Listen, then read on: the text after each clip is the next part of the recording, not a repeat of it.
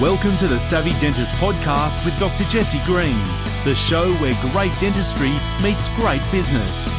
Listen in each week as we bring you an inspiring person who will share their story, ideas and business techniques to help you create a practice and a life you love. And now introducing your host, Dr. Jesse Green.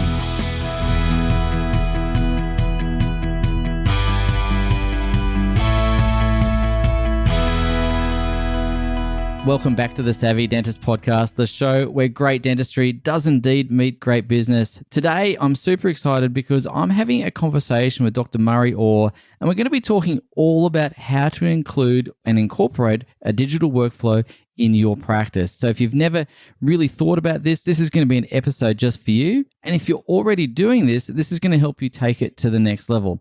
Now, before we do get into our conversation with Murray, a couple of public service announcements. For those dentists who are not yet members of the Savvy Dentist Facebook group, please come across and join us. We'd love to see you there. It's a dentist-only community where we've got some training, some tips, and some techniques to help you grow your practice. And of course, you can download the Savvy Dentist app where we've got lots of free content, and there'll be a whole lot more coming your way on that platform. So please do head across to the Apple App Store or Google Play Store and grab the app there as well.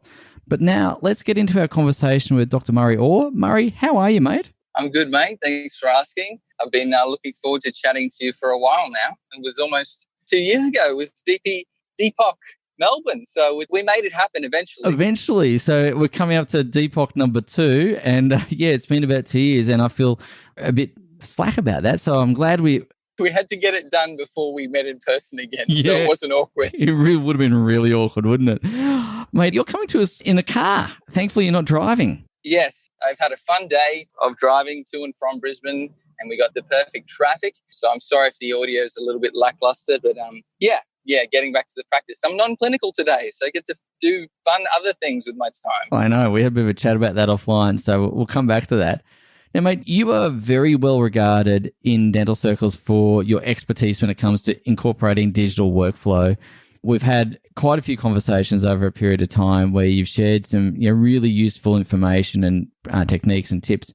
But I wanted to ask you, before we get started into the nitty-gritty, what's been your entry or journey into digital workflow? Because, it's not something that's taught as much at uni. How did you find your way into it? Yeah, that's really true when you say that. I don't know if I'm that highly regarded. I tend to be a bit polarizing, but I'll take the compliment anyway. I think you're being a bit modest, mate. I think you're very highly regarded. You ask anyone. So when I started as a dentist, I graduated with I would say a high level of ignorance towards digital technologies. I remember being in dental school, having a few lectures that just really briefly touched on CAD CAM, and CEREC was a brand that was talked about a lot. And I very quickly formed the opinion by what the sort of lecturers said and the consensus with the other students that digital technology and CAD CAM was just this thing that would create terrible quality restorations for patients, and it was bad quality dentistry and just all of these traditional ignorant things that I think a lot of dentists have thought for time, that maybe they were true in the past or whatever. And fast forward to now, so the egg is on my face well and truly. And I actually remember one time at the dinner table with my mother not too long after graduation. It's actually with my ex-business partner. We were having dinner with my parents, and she was talking about one of her colleagues at work that was getting a CEREC done. And I just absolutely got the negativity guns out and the judgment and everything. And just very much, I'm sorry, Mum, for being so ignorant about that. And anyway, that was my intro. But what forced the issue for me was nothing to do with wanting to change the paradigm of digital dentistry or become a better dentist or anything like that. I was caught between a rock and a hard place. So for the start of my career, I worked for a few corporates. I came into the dental market at a time when the overseas pathways were open, the new universities had also opened, and so there was a lot of competition for work, and no one wanted to hire new graduates. But 300 Smiles came to the rescue, and I learned a lot about how to not probably run a practice, I'd say, in that environment. Yeah. But also I did meet some really great people within the organization. And I also met a lot of good labs. And so I came to be used to a certain standard of work. They did give us the flexibility and freedom to use the labs that we wanted. And even I would say using Southern Cross, I came accustomed to a certain level of quality from the lab. And so then I actually started my own practice about 18 months out of graduation, 12 to 18 months out of graduation. I certainly was planning with it very soon to 12 months out. And when I started doing fixed pros in my own practice, I was using a local lab from across the street because I was like, I'm going to support the community, and the money that goes into the local area is going to come back to my practice. It's going to be amazing. And he was a lovely guy, like seriously a lovely guy. But I didn't know this at the time. His entire lab experience before he'd recently started his new business, literally across the road, was in dentures. Oh, wow. And it had been a long time since he'd done fixed pros. Yeah. And so he did like a couple of cases for me that were really good. And then I had this spell of like 6 months where I was having a lot of issues. And it started getting me to sort of tear my hair out. And I'm like, I'm using an Australian lab. And being young and millennial and wanting to control the situation, long story short, the sales reps from Dental Care and StuDental that I was really still tight with because I'd done my practice setup, they brought in the CEREC guy, who I will affectionately refer to as the Hammer. His name is Matt Daddy. He still works for Dental Care and StuDental. And anyway, we got across the line and I came on board with CEREC Omnicam. And my thought process was, well, look, anything is going to be better than this stuff I'm getting from the lab. And I'll be able to have more control, and that'll be the best thing in the world because I'm going to be the world's best dentist. And then all of these preconceptions. Anyway, I got this. I didn't even get a demo of what a CEREC would look like before I got on board with the technology, because I just figured this has been around for so many generations. And if it is still here, then it must be able to be made somewhat goodly. And anyway, I mill out this first CEREC. And the rep is there, and it's actually not for a patient. It's just done on a model. And I look at this thing and I go, oh, like, I don't want to swear on your podcast. It was like, I was really disappointed. This little white pebble, how on earth was I going to put that into a patient's mouth? Because this is the thing, every dentist that ever sees a CEREC come out of a mill or a digital restoration that's milled, it looks terrible. It looks, because the only point of reference you have as a non-digital dentist is a finished lab crown. You don't know anything about the production workflow process. Yeah. And so I'm sort of like having a mild heart attack because I'm in for like 200 grand at this stage and I'm going to be milling pebbles for my patients, right? So I'm really freaking out. And then my common sense kicks in and I go, okay, well, obviously this is not where it ends. And at that point, I kind of had my first revelation, which is that if this is what it's producing and the level of education is what the rep is giving me at the moment, which was like, no offense to him, it's just the structure of the system is not built for education. They will give a little bit of education so you can produce restorations, but not produce lab quality or even better quality than that can actually be done chairside. But I had this thought, it was like, but the labs do it so well. So if I can self-educate on that side and marry it with the clinical skill that I know that I have within the chair, then this actually could be something. So it was sort of like I can get a bit more excited about this in this first day. And then from there, I was very, very blessed to have great patients with great relationships that allowed me to show them this new technology and work with them. I heavily discounted my fees for the first 6 to 12 months where I was using the technology to do a lot of cases. Yep. And that worked out great for patients and it worked out great for me because I just needed the experience, to be honest. Like no one was teaching at that stage that I knew that I thought that I could learn from. I wasn't connected in those first 6 to 12 months on Facebook. It was before a lot of the groups started that deal with digital, so I couldn't actually go get training. I don't actually think the people that are now in those groups were running training at that stage of my career anyway. And so when I actually landed on the scene and started sharing cases, they'd already started to build their followings, and I was probably more advanced than I needed to do basic learning. And yeah, from there, it's just been history. I went to America for CEREC 30 with a bunch of colleagues. By that stage, I'd already found I developed a lot of the protocols and started to use a lot of finishing and polishing burrs to produce that finished restoration that's going to seat with nice margins and have great occlusion the first time. But then I went to the States and I just rewrote all of my protocols because at CEREC 30, I got to walk like a kid in a candy store or at the ECA through this huge, pretty much completely digitally focused trade show. And I met some amazing people that I've kept some incredible relationships with. Ernst Gerber, is flying me to South Africa at the end of this year in August to speak at SADA, which is their dental association, just to talk about polishing and how it relates to digital dentistry. That was just literally from a conversation that I had at that event. So many amazing people. Roland Bosner from Diashine, who makes what I would say objectively are the best polishing compounds that exist on the market that can produce incredible lab results chairside, and most labs use them. So just some incredible people. And then I took that back with me to Australia and really hit my stride in terms of that sort of thing. And then branched out into, I was already doing multi-unit cases, but then really started to introduce the idea of not just getting a shiny, beautiful, polished restoration, but bringing back the texture and the life to teeth that a lab that has many, many years of experience would do. And then really starting to nail the thing that I'm really into at the moment that I can really reproduce at a high level, which is let's plan the case from start to finish completely digitally. Well, we won't print any models at all. We're going to show the patient what they're going to look like via a computer render in the chair, which takes no time at all. And we're going to sell the case on that. And don't call it selling. It's like they need the treatment. It's just giving them value, right? They're getting a representation of the value that they're going to get. They already have the desire for it. Otherwise, they're not going to go ahead anyway.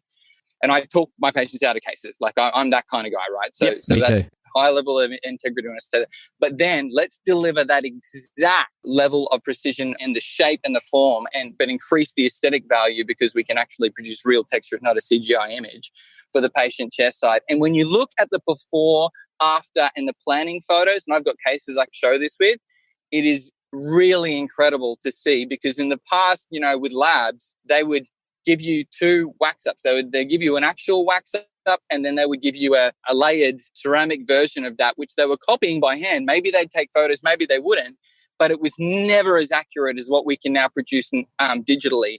And my workflow that I've moved to now is 100% digital without any use of any mock-ups, keys, guides, stents, whatever.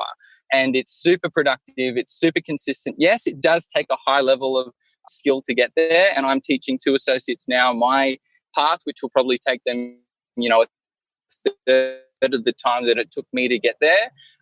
But it's just a great game of fun. I could talk to you for ages about the stuff that we're doing with implants and custom abutments, and it's just the best thing ever. That is an incredible journey. And a couple of things that come out of that, mate, of course, is firstly, what a path. And it also highlights the fact that mastery takes time. And so for people listening to this podcast, it's not a weekend course. It's not a case of going to a seminar or 2 here and there. It's about immersion. Mastery is about immersion, and mastery is about taking the time and having the interest in it in the first place. So again, if you're not interested in digital dentistry, you're probably not going to be as motivated as Murray is to spend that time to get to mastery. But I also wanted to highlight something else that I think is really important out of this, a little unrelated, but an important point nonetheless, and that is the power of your network and going to events and meeting people. Yeah, 100%. And introducing yourself and learning from others. And I think for me, I learn so much every time I go to an event, whether it's a clinical event or a business event. I'm always learning something,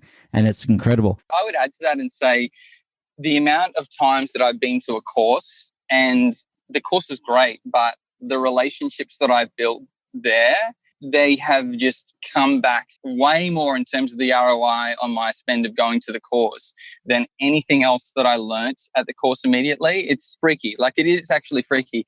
And it's amplified now because we're so connected. We actually think we've built relationships with people, and then we go see them face to face. And some of those people we actually don't actually get along that well with.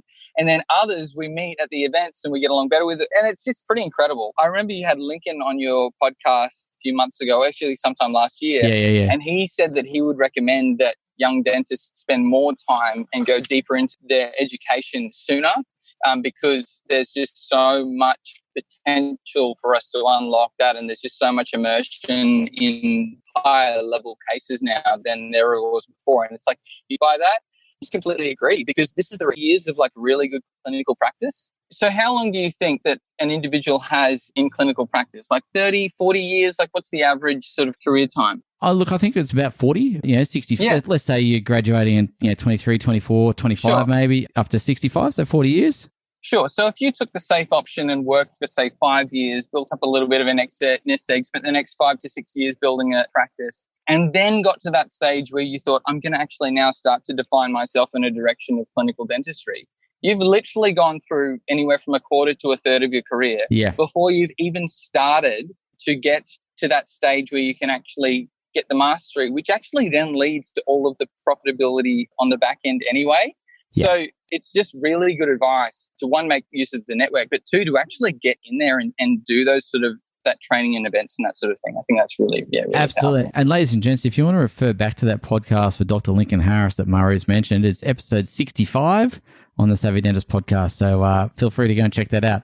Murray, I want to talk to you a little bit about digital workflow, because someone listening to this podcast might say, well, Murray has just gone and bought himself a 200 grand piece of kit and started milling pearls or pebbles to start with. I'm probably not quite at that point where I either want to take that huge leap of faith up front, or maybe I don't have the cash to do that right now. So can we just talk about how to introduce a form of digital workflow into the practice without needing to kind of go boots and all? That's a really, really good question.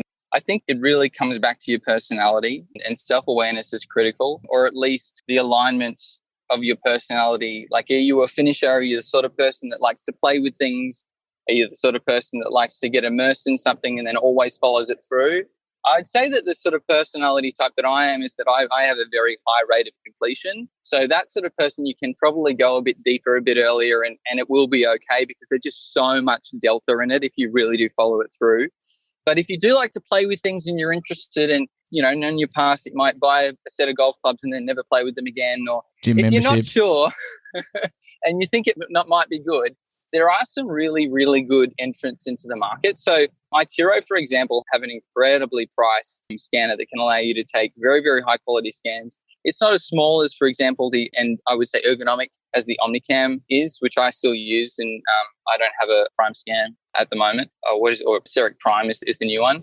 But I think it's something ridiculous, like 20, 25. Don't quote me on that, but it's not super, super expensive. And that allows you to get into the ecosystem, which allows you to start to produce models critically. And I'll give you a story about this in a second. Marginate your own models, because that then gets sent to the lab, and then you're in the ecosystem. Yeah. Even cheaper than that, there's an extra-oral scanner called the Shining 3D. Have you heard of that? No. Yeah, it's like a table-based scanner. So you put the impressions in and then you scan the impression. So you can enter into the market for like less than $5,000. Yeah. Scanning impressions, and then you can use software to actually allow you to start marginating if you go a little bit further and you buy some software, and you can build these open source workflows. The other thing that one of our colleagues who has a CEREC machine, actually a local guy on the Gold Coast, has done is he's kind of sort of hacked together a system that can use all of the benefits basically of CEREC, but for like a third of the cost. Wow. So if you are a bit more computer savvy, or you reference someone like me who can help you on the front end, you can actually get all the way into the integrated workflow for a fraction of the cost if you're willing to have a little bit more time spent on the IT side of things. And this actually leads to a question that's really, really important, which is, why are you getting into digital dentistry? Yeah. Because if you're not really thinking about that before you do it, then it's just, there's a lot of risk there. Like, what stage are you at in your career? Are you 30 years in? And what's the purpose of doing this? Because if you go, look, I know the future is there, we don't seem to be going back to horses and carriages, then that's a really good motivation for getting into it, because the wave has already crested, like it's already started. Yeah. And at the moment, for the guys that are really versed in it, there's just heaps of delta. Like, it's just ridiculous how much there is to be made from it and the quality of the cases that you can produce. And that will go away at some point, right? It's not going to go away for a while, but it's a good time now to get involved, because if we can get involved now, it means that in the next 5-10 years, there's going to be this window that will evaporate, and you've made it. Like, it's like investing in Bitcoin early. I don't know. I can't think of the analogy, but do you know what I mean? It's like, I do. So it's worth it from that perspective. The one that gets me a little bit scared is when people, you know how I told you my story, and my story was that, and I've no problems with people seeking prosperity, by the way, at all. But I was like, I want to take more control of the situation, be as better a clinician as I can. And I think this is part of my future there, which is not that I had vision into the future about what digital dentistry would be, actually. I get a bit concerned when people go, my clinic isn't profitable, or you're doing this and it seems really, really profitable. Like, how do I go about doing that? Yeah, because the intention behind it.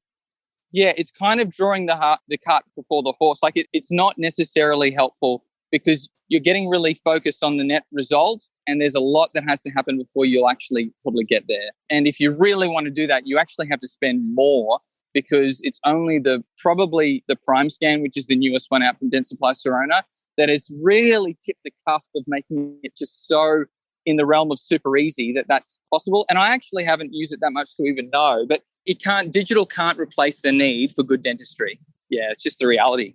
Yeah, so let's just touch on that for a moment, mate, because I think that's a really important point. Digital dentistry is not a panacea. It's not a fix-all. So if your practice is struggling, in my view, the worst thing you can do is go and invest a couple of $100,000 in the expectation that you're going to suddenly be rolling in money. And I know that that's a very significant oversimplification on my part, and I'm sure that people listening to this podcast get that. But you made the point very, very clearly that people who are interested inherently, why they're getting into it, the big question, why do I want to do this, is so important to answer. And you're right, because we had this conversation off air, Murray, and I'm happy to share. I'm in my 25th year of being a dentist. We've got our 25-year reunion coming up in a couple of months. I wouldn't have known, Jesse. I really wouldn't have known. You are so kind, my friend. I tell you, I love you, mate. But honestly, I know that I'm not going to be the person that wants to drive a CEREC machine, because I'm not wired for it. And B, I just haven't got the energy to kind of want to get on that learning curve. I've got other things I want to do. You don't have to drive for it. Is there value there in you doing that where you're at the moment with all of the practice consulting that you're doing, the value that bringing to people in that side of your business? Like, you've got to now start a whole nother, I called it a puzzle before when we're talking. You've got to formulate yourself a whole nother network of things to do to actually achieve that. And it's like, there's no lack of opportunity of things to do. Totally. If people are struggling, honestly, just call me. Like, if anyone has a lack of things to do and inspiration for business ideas, things that have high amounts of yield, like I was talking to you about my whiskey arbitrage that I took advantage of literally this week, because I couldn't contain myself from it because I wanted to. Yeah. And it was great. But it's like, there is no shortage of things to do. It's just, if you don't get alignment in the right area, which is exactly what you're saying, you're going to start to become a slave to lots and lots and lots of tasks. You're going to lose your freedom, lose your clarity, and then it's like impossible to move forward because you don't have any energy to put into the core thing. Yeah, absolutely. So let's just assume for a second, Murray, there's someone listening to this going, okay, I'm in alignment. I want to get into the digital work. I'm doing it for the right reasons because I'm inherently interested. I've got the energy to put into it. I guess my question for you is, beyond getting into it for the wrong reason, what are the most common pitfalls? Great question, right? So one of the most common pitfalls for a user that just has a scanner is they're not taking on enough of the design. So one of the problems is we've forever in dentistry send impressions to labs, and then the labs send us back a crown, and then we go, I don't want to use bad language, but we said it's bad because it doesn't fit. And we blame the lab, right? Not everyone does this, but generally speaking, that's the attitude of most dentists. So they go complain to the lab and they ask for a remake or whatever they do, and then the lab begrudgingly does so. And you ask some prosthodontists on this because they actually read the literature for it, and there's other dentists that will have as well. But there are some providers that have a lot of remakes. Yeah. And Race Dental, I'm going to answer your question, but I will tell it with a story. Race Dental actually did some really interesting stuff on this. So they had a remake rate of like 15% when they were not digital, or when they weren't largely digital. Mm-hmm. And they were trying to scale around digital because they know it's the future, and there's also money to be made in the sale of the units. And what they did was they went and built a model around giving the scanners into some of their larger producing dentists. And in doing that, they amortized the cost of the scanner into the lab fees, and basically the dentist pretty much got the scanner for free as long as they would do a certain amount of work. Yep. And what they found was that as long as the dentist actually was forced to marginate the restoration, they would have a 1% remake fee. Wow. This is a really important point to understand. It's not that the digital technology changed the dentist or it was the digital technology, that actually is that the digital technology changed the dentist. It's not that the digital technology made the dentist's cases better. It's that it was true and authentic. It was the level of integrity that needed to pass through the whole situation to make it work. Because the dentists weren't getting the feedback from the lab that was scared to tell them that they weren't good at prepping or they weren't good at marginating because they weren't using retraction cord or whatever it was. They were actually having to do it themselves on the digital model, and they couldn't do it.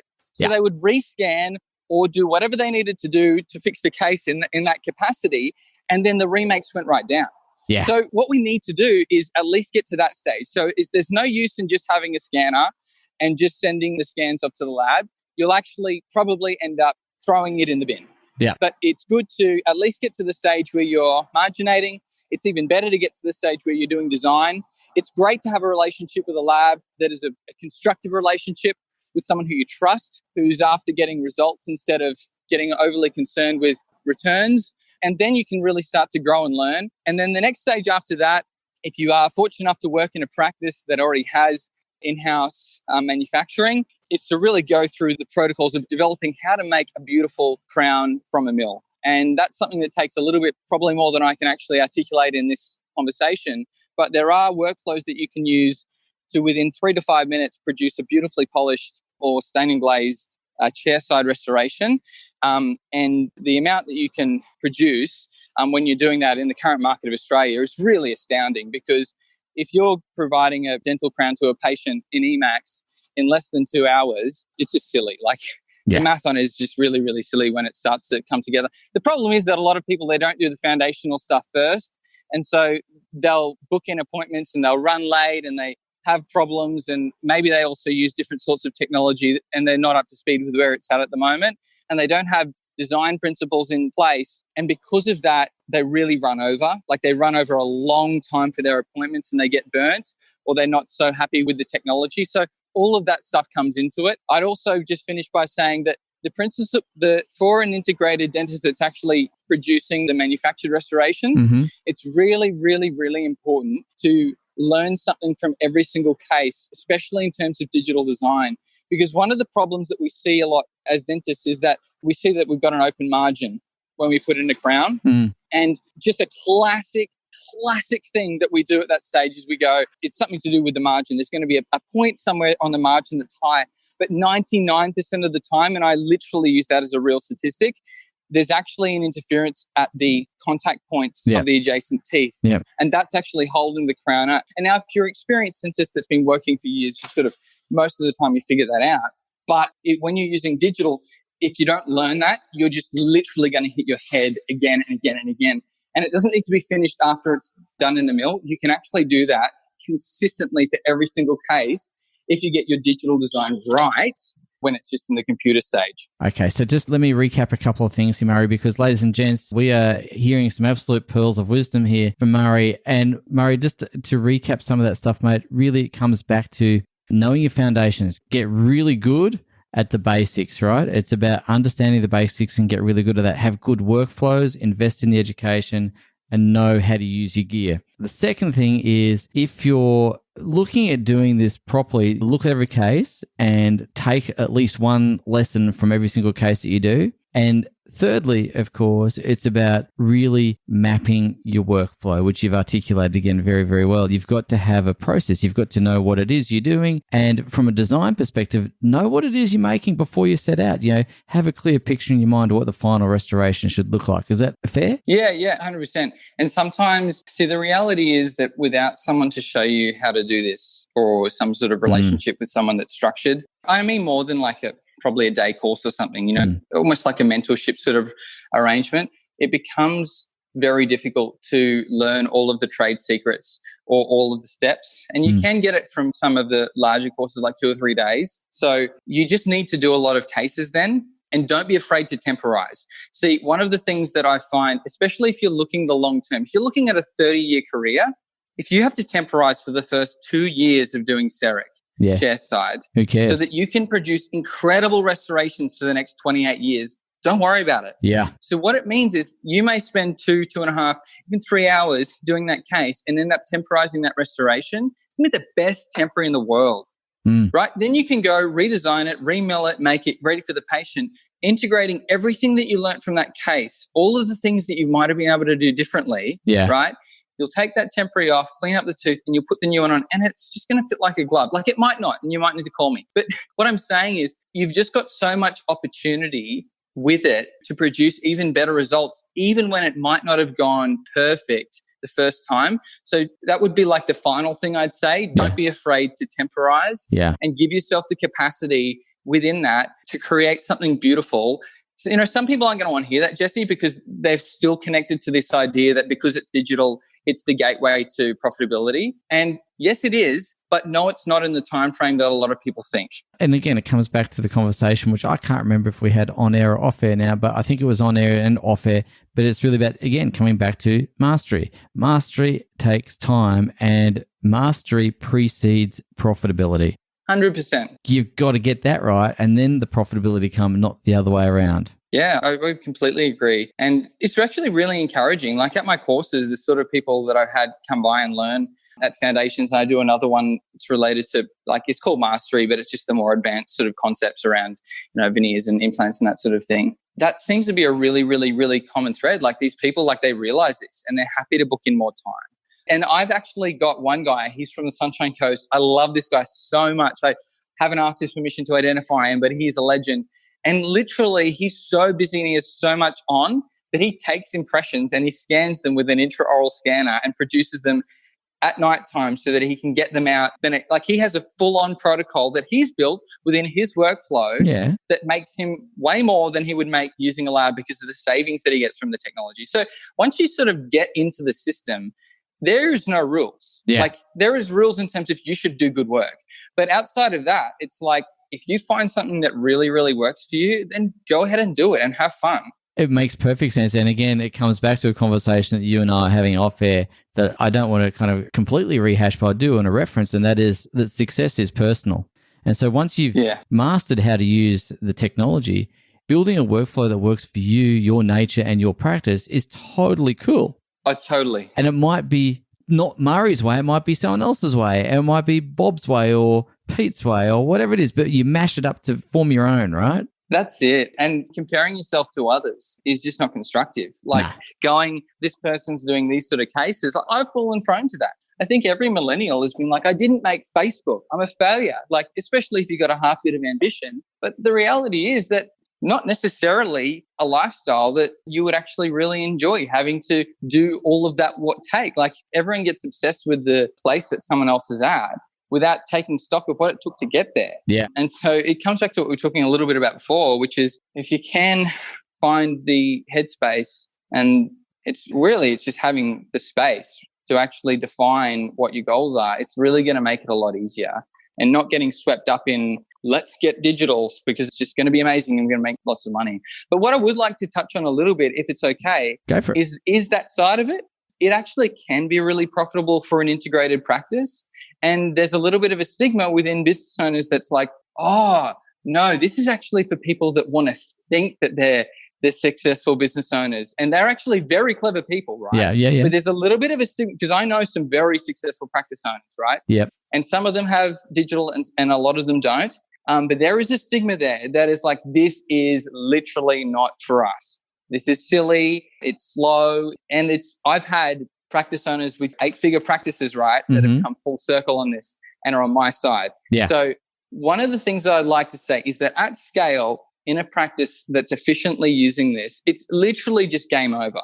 Because if you think about your dentist productive time, the cost of getting a lab technician in a 6 to 7 to 8 chair practice, or even a 4 to 5 chair practice, and substituting their design, even their margination, but they need to learn how to do margination. But you substitute their design time, their post-mill refinement, all of the steps involved, which is about, for EMAX, about 40 minutes of what would be chair time. Yep. You multiply that across maybe doing 1 to 2 units a day by 4 or so dentists. Yeah. It's enough time in terms of the production that dentists would be actually producing off $400, $500, $600 an hour, whatever your amount is, to pay for a lab technician or 3 full time. Like literally, it's that much money. Yeah. So what you actually find, you should always be in a place basically with digital that allows you to almost infinitely have excess capacity, because you're able to generate so much work in such a short period of time. It's not always like that because some people are really, really amazing at marketing and they get overrun and they don't have the extra chairs there. I could talk about the numbers specifically, but just to touch on it, even just the lab savings alone, like I'm not sure what people are paying. What do you pay on average for a lab crown at the moment? Oh, about 180, 190. So say you do a 10-unit case, Yep. Right? And you were paying a lab technician, it would take him a day and a half to do that. And that's going to cost, in terms of his wage, like $200 to $300. Yep. The materials cost is about the same. So it's $600 to produce that using a CEREC machine. And that's not including your capital expense, but I'm going to say that there's enough delta in it that gets paid for. It's really not important for the purpose of this conversation. Just based on that one case alone, you know the figures on that. It's not only that you receive 60% of that $1,200 difference. Yes. Huge. Massive. For a 10-unit veneer case. And when we can do these at volume, we can choose as a business, well, do we want to build a business now that's around making cream? Is that the sort of business that we have? Are we the business that has patients that have higher expectations and they want to have more time, they're high touch and that sort of thing? Or are we a volume-based practice and where instead of trying to make more cream for each case, are we going to build a volume-based model out of this? And are we going to make a lot of revenue off something that has the potential to be really, really, really scaled? Yeah. And so no one is really talking about that in Australia in the right context. A lot of the experienced guys that have used previous generations of the technology have built different structures around their businesses. And I'm really, really excited about having that conversation because it's really going to change. I believe that it has the potential. I don't know if it's really going to, but it really could change the way that dentistry is done. And it could benefit both dentists and patients financially and in terms of adding more value to patients' lives. Yeah, I think there's a huge amount of potential there, Murray. And it's really interesting you talk about scaling because scaling is the work that we talk about all the time at Savvy Dentist. And of course, in order to scale, you need to be able to have efficiencies. You need to be able to build those workflows. You need to be able to build those intellectual property assets that you spoke about, the workflows that you can then leverage through team, in this case, which could be a lab technician if you've got enough chairs and enough throughput to make that work. And, that's exactly right. And so there's a tremendous opportunity there. And I think that for those listening who have that capability and capacity, that's something to think about. Coming back to your other point is what sort of business do you want? What sort of practice do you want? It's coming back to why. It always comes back to why. And I think that's an important question. Murray, you've been incredibly generous with your knowledge and insights today. I know there's going to be people listening to this conversation going, wow, this is totally where I want to go. I can see this is going to be an alignment for me. If someone wanted to come and do your course, how would they find out about doing these courses with you? I've had a bit of a break this year. I did a fair few last year. I sort of did 4 or 5, which was a lot for me. Not like a lot of people do more than that. But this year I've had a bit of time off. So I don't actually have any courses planned at the moment. And so, but in the next sort of 4 to 6 months, there will be things, hopefully by the end of this year, but definitely next year. And so if they just want to get onto CAD Artisans is the Facebook group that I have, CADARTISANS. And you can just sort of follow along. And there's a bit of content there that's generated by the group. Otherwise, CAD Art Official is the Facebook page that I use to post cases and then I share them to groups from there. When I do, I also had 2 babies in the last 3 years, and especially since the second one, it slowed things down rather substantially in terms of my output on that front. But I am working a lot. And I'm very, very happy to talk to people about where they're at. I have a list of people that want to come to the next thing. And I have this huge space. I'm not sure if anyone can see if this is going on YouTube in my practice that I use to run those sort of events. So it's definitely in the works, but I'd say, at the moment, there's a great course that's run in Sydney by Lawrence, Gloria, Peter, and Alfred. Those guys are really, really good. And I'm sure that they've got a calendar of events that are lined up in the shorter term. And if you want to learn from me, I'm a bit of a different flavor, but I don't have anything at the moment. And just stay in touch on those Facebook groups and certainly send me a personal message. I'm always contactable via Facebook and just get in touch like that. Perfect. I think final words for people that are listening is that it isn't too hard to get into digital. It will just take persistence. Yeah. And the machine, it's a computer. It's really, really, really true.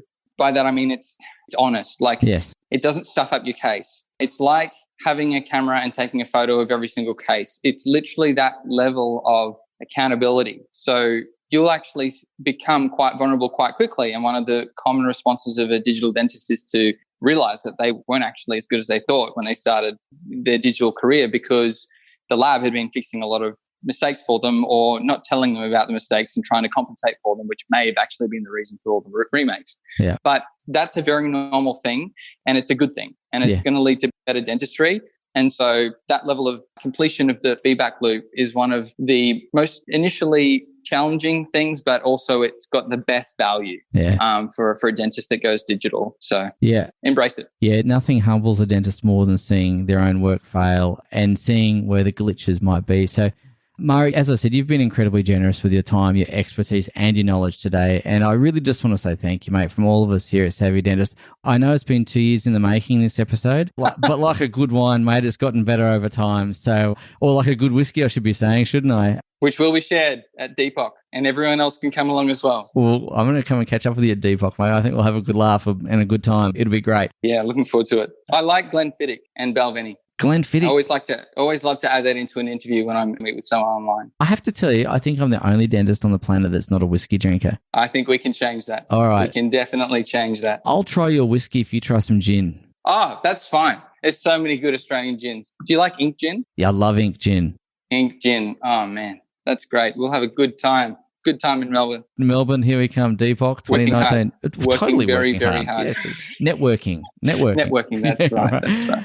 All right, mate. Listen, you've been an absolute gem. So from all of us here, once again, I really appreciate you and can't wait to catch up in Melbourne. No worries, Jesse. Take care. Cheers, mate. Thank you for listening to the Savvy Dentist podcast with Dr. Jesse Green. For more free tools and resources, join the free Facebook group. Visit drjessegreen.com/Facebook. And for more episodes, visit drjessegreen.com/savvydentist.